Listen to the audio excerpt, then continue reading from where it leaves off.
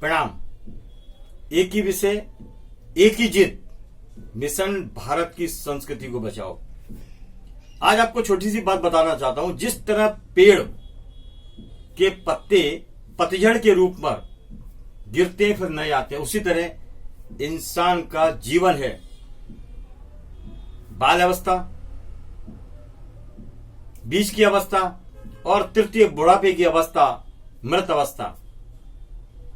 ऐसा पुराणों का माध्यम है कि शरीर तो नाशवान है पर आत्मा अमर है। शरीर नाशवान है पर आत्मा अमर है। जिस तरह हम फटे पुराने कपड़े बदलते हैं, उसी तरह आत्मा भी शरीर को त्याग कर नए शरीर में प्रवेश करती है कर्मों के अनुसार।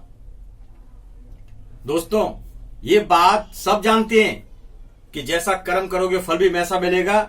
यहां नहीं मिला तो परलोक में मिलेगा, लेकिन मिलेगा जरूर। आप याद रखिए, जिस तरह एक मां का बच्चा अपनी खुद की मां की गोद में जाकर चुप होता है, उसी तरह आप कितना कुछ भी कर लीजिए, कुदरत उसको ढूंढ लेती है, उसके पाई पाई का हिसाब चुकता करती है। अच्छा, एक बात और बोलना चाहता हूं आपको।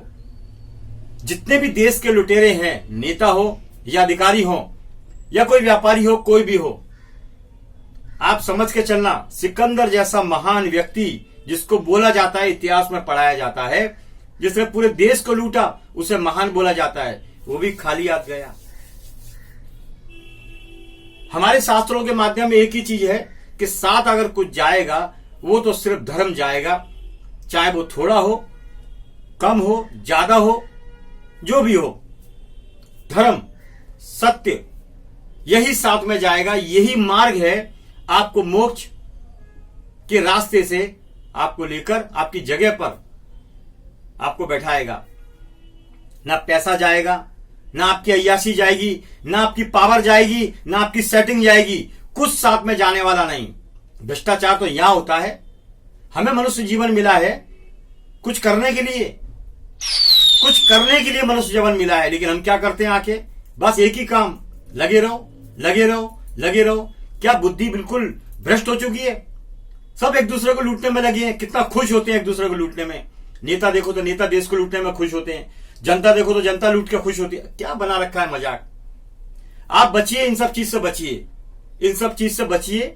जितना हो सकता है आपको इस बुरी चीजों से, बुरी आदतों से दूर रहने की कोशिश करिए, और आपका जो अच्छे विचार हैं वो जन जन तक पहुंचाने का काम करिए। बस इन्हीं उम्मीदों के साथ, आशाओं के साथ बढ़ते रहो, लड़ते रहो।